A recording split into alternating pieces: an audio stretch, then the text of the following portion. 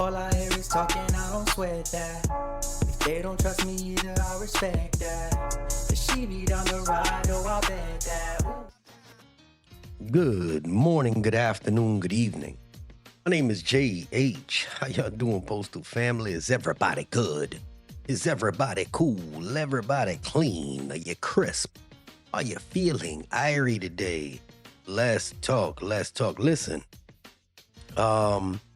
I wanted to talk about a couple things today, and open enrollment is here, and I wanted to get this out the way before I get into the main video. So I'm just going to kind of spit this out there before we get into the main video. For those that want or need glasses like myself, I'm going to tell you what I use or I've been told to use, and I just enrolled in them as well because I just learned that you can get those Meta glasses with this health insurance. So there are no special steps needed. Once your coverage begins, which is in the beginning of the year, you make an appointment to go to an eye doctor that's on that specific provider's list, which is basically all of them, and let them know you want the Meta glasses, Don't go to Target or Lens Crafters. Go to a real eye doctor, and the specific provider covers up to $200 for frames. So show you, boom, how to enroll. So you have basically the benefits. This is how you get in there, benefits. Stick with me, because a lot of people don't know this. Benefits is going to give you your dental insurance as well as your vision insurance. Old people teach you this stuff. For the new people, stick with me, because we got another video following in it. This is going to be a long one, but just stick with this part. Some people want them damn Meta glasses. And if you have regular glasses, they work it in together. And you pay damn near pennies. So you go in here and you want to enroll or modify your plan. You can compare your dental services, check your eligibility. You want to check your eligibility, you do. So we're just going to go over here to shop VIP plans, FedVip plans. Go to your vision plans. Boom. This is very simple. Go to your future plan. You guys are paid bi-weekly. Then it's going to ask you where you live. Boom. Right? Just put down if you got self, show me my plans. So you got all these right here, right? Go all the way down to VSP. Do the high version. Okay. Go right in here. It tells you what, this is only bi-weekly. Tells you what they cover. It tells you that your copay is $10. Your vision exam is every 12 months. The vision lenses, you'll get free lenses every year. Your frames every 12 months. So what you do is when you go to your eye doctor, you tell them you want the other ones, and they have the additional features where you'll pay a discounted rate. So if your Meta glasses cost, I don't know, $300, you're going to pay $100 for them. Everything else goes in there, right? You got glasses, contacts, retinal imaging, low vision coverage. Listen, I wanted to get this out there because some people like that Meta stuff. I'm going to get them. A little camera. I'm going to be recording shit. What I'm going to be doing. But yeah, so that's basically what it is. And that's pretty easy. Now you do the same thing for your dental benefits. Now, again, I'm not here to sell anybody anything, but people need to know these things because a lot of people don't know. And that's kind of my thing. Share information about what we have as postal workers. Close this out. I want to just basically get one thing straight from the jump, because the comments, they tried to twist my message like I said something wild. And if the cost of the world goes up faster than your paycheck, you didn't get a raise. You got a pay cut with a bow on it, damn near. It doesn't matter if you see a bigger number on your pay stub. If the number buys you less groceries, less gas, less rent, less life, then that is a pay cut, period. The system itself, it takes $1 from one pocket and then gives you a quarter back and calls it a blessing. And some of you in the comments are clapping like they did you a favor. There is a thing called, I'm about to educate you, called wage erosion. That means the value of your pay shrinks every year. Inflation outruns your raise. But as postal workers, we don't think that deep. We don't track that. We just see a few more pennies in the check and we think that we're winning. No, basically we running on that rat race of life and you believe that you're moving forward. Now, with that out the way, let's get into really what's happening across the Postal Service, because this is not by accident. This ain't incompetence. It feels like a strategy. Now, this could be my conspiracy. You call it conspiracy. But again, somebody said the message and I read it and it kind of made sense. So I'm going to give my opinion behind it. And if you have been watching me for a while, you noticed when I spoke about the SNDC rollouts, you notice that a lot of people that have been here for a long time have walked out the door in waves. And you noticed last year they had the buyouts. Was this year? This year they had the buyouts. And you cannot tell me that this is random. The postal management is not dumb. They know exactly what they're doing. Why pay a top step carrier who knows their route in their sleep when you can replace them with a new hire making pennies and praying their car don't die on the first month? Happens all the time. Why respect experience when turnover tends to save the budget? Let's get rid of the old heads, right? Burn the people that are in the middle and bring in new ones that are desperate enough to accept anything that lets the pay scales shrink, that lets the benefits that I just showed you, they erode. The morale in the Postal Service has crashed, and then they act shocked when nobody stays long enough to fight back. If you got a bunch of new people walking in the door, they can control them. You know this. That is designed right in front of us. Again, this is my opinion. Now, while that's happening, we are over here arguing about whether a pay cut is a pay cut. Come on now. They want us confused. They definitely want you divided. And carriers, by far, there is no exception behind it. You are the most divided craft amongst yourself. Just read your comments when any creator that does a video about carrying mail, y'all are the most divided. Because if y'all ever got on the same page about what's being done to you, their whole play would fall apart. Jonathan Smith was talking about y'all need to come together. I get it now.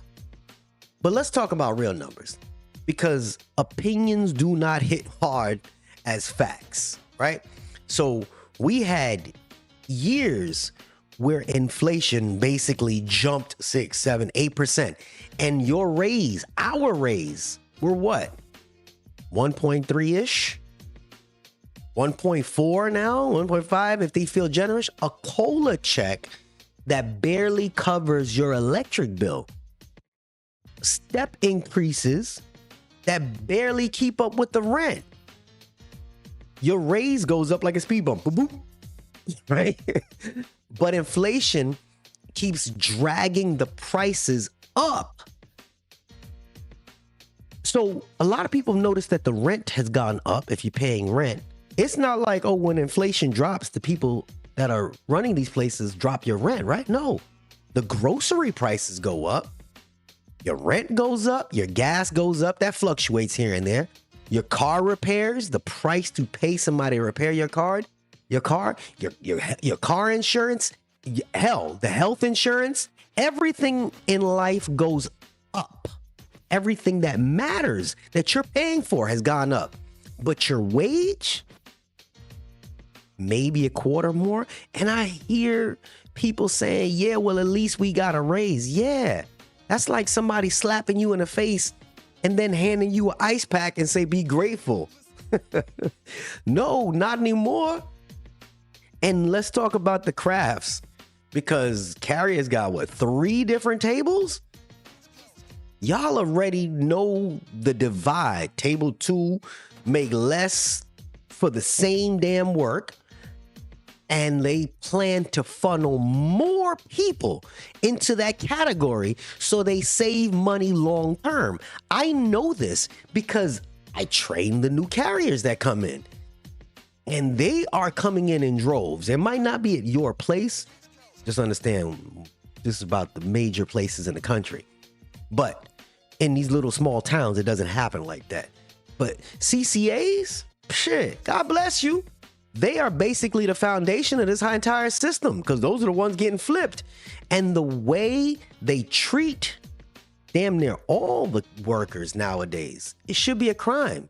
I was just listening to something about the term going postal. This video just popped up. Y'all, they force you to overtime. They force you with no life, no respect, and you barely see enough money to stay afloat. And that is a recipe for people to go postal, right? Yeah, the clerks, the mail handlers, which make less than every other craft. I still can't figure out why nobody from the mail handler, any of those unions ever want to talk to me. Your pay has been outpaced as well. And with these SNDC conversions, they're cutting a lot of the local jobs. They are consolidating the facilities. They're increasing the commute time for y'all because it's not like you could just drive to your station. Now they got to drive further. And they are doing this modernization thing. Yes, it's modernization because we need to keep up with the Joneses, but Amazon, FedEx, and UPS, they smiling big right now. Truck drivers. I saw a truck driver earlier today. He come and holler at me. PVS and contractors. They're watching the work basically get auctioned off piece by piece. Now, y'all think I'm joking by that term, but if anybody is in a plant, anybody, go catch any postal supervisor that's in transportation and ask them about auctioning the runs. They auction our work. There's a freight auctioneer. That's what they call them, freight auctioneer. And that is a program they use that they send it out, our mail out for a random person to say, yes, I will haul that mail. This is pulling back the curtain.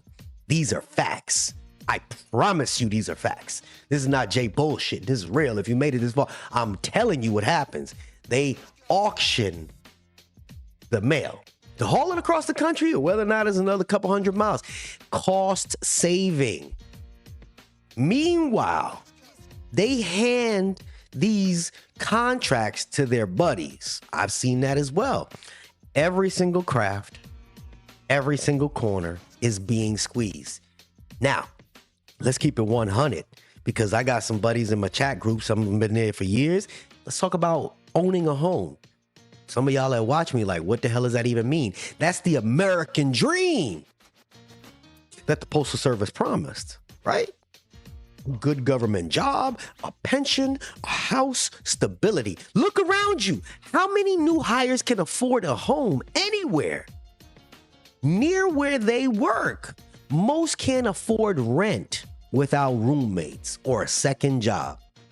If you can't afford the basics,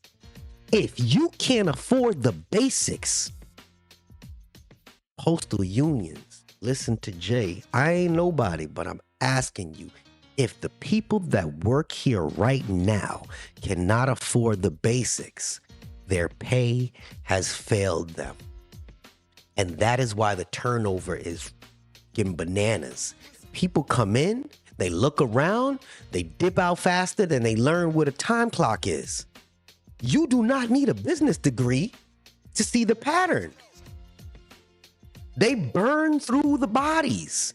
They reset the pay at the bottom. If I start at 20 bucks an hour and I'm up to $21.50 and I'm burned out and I quit, they're going to hire somebody else at $20 an hour, right? That's rinse and repeat. Cheap labor is a real business model. You don't have to believe Jay. I've been around this earth 5 decades, so I know a little bit about something. Then they slap that delivering for America on it like we supposed to feel patriotic about getting in the Like y'all supposed to sacrifice your health, your families, your future. For what? Your health, number one, through COVID. Your families, you barely ever see them. Your future, I don't see it here for a lot of the new people anymore. For raises that don't even let you breathe each month? Talk to me now. The postal workers around here are the ones that keep the system alive, not the executives, not the postmaster general, not the contractors. Postal workers are the reason the mail still moves in this country. And yet somehow, every freaking station, every plant USA, they are always told to do more with less. Somebody tell me I'm lying. I'll wait. I'm waiting. Less money, less staffing, less respect. But tell me,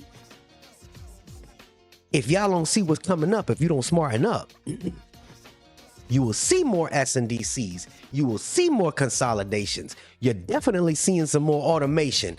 And you're seeing Mr. PMG, I respect him right now, him out of his mouth saying more cost-saving measures. That was his words. They made everybody watch it. And fewer people making enough money to stay around long enough to give 2 fucks. This, my friend, is not random. This is restructuring 101. They are rebuilding the United States Postal Service into a cheaper workforce model. Tell me I'm lying. Please, somebody tell me I'm lying. One that doesn't need career employees with benefits and pensions.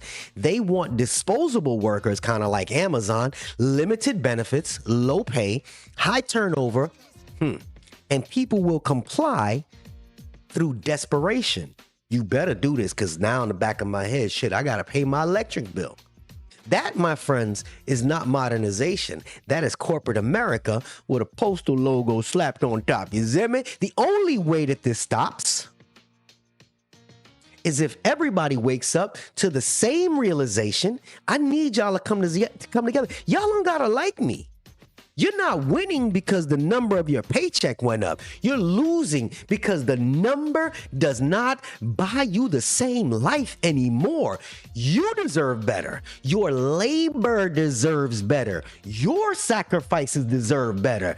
So the next time somebody asks, why you complaining? You got a raise. You just smile and tell them, I want my money value back. You see me? Because the only thing worse than getting played is defending the person playing you.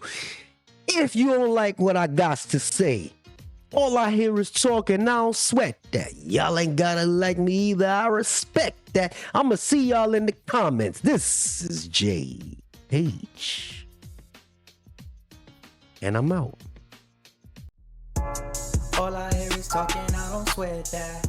If they don't trust me either, I respect that. The she be down the ride, oh, I bet that.